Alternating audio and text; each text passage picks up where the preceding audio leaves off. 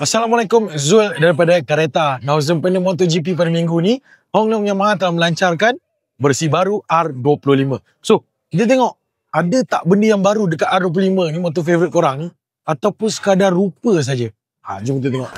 So, dari segi design ataupun reka bentuk, well, kalau kita tengok, dia lebih panjang, lebih aerodinamik, dan menjadikan dia lebih agresif dari segi rupa.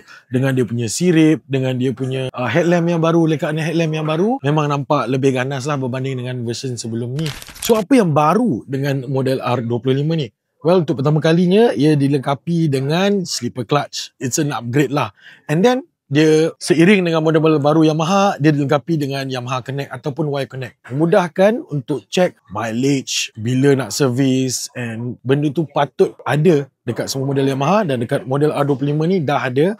And untuk dia punya monitor, dia masih menggunakan LCD multi-display monitor untuk segala info yang anda perlu tahu tentang motosikal R25 ni. Now, dari segi engine pula, well, engine masih lagi sama. 249cc menghasilkan 35 horsepower dan 22.6 Nm of torque. Kita mengharapkan sebuah perubahan yang besar dekat R25, tapi Yamaha masih mengekalkan enjin yang bagi saya agak trusted untuk sebuah motosikal bersisi 250.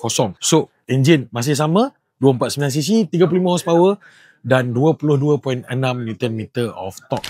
So, dari segi cosmetics pula, R25 ditawarkan dengan dua warna, Pearl Blue yang dekat belakang ni dan juga Racing Blue. So, warna Pearl Blue ni warna yang agak moden yang biasa kita nampak. Dia punya skin colour dia biasa kita nampak dekat negara-negara Eropah untuk R series, dan colorway ni ataupun livery ni dah masuk dekat Malaysia. Berapa pula harga untuk R25 yang baru ni? Ia bermula dengan harga RM23,900. Suka atau tidak, anda kena terima model R25 daripada Yamaha dah ada sempena MotoGP pada minggu ni. Memang cun untuk anda tengok R25 ni di cawangan-cawangan pengedar Yamaha di seluruh Malaysia. So, apa pendapat anda tentang R25 ni? Banyak upgrade ke ataupun sebaliknya? Assalamualaikum.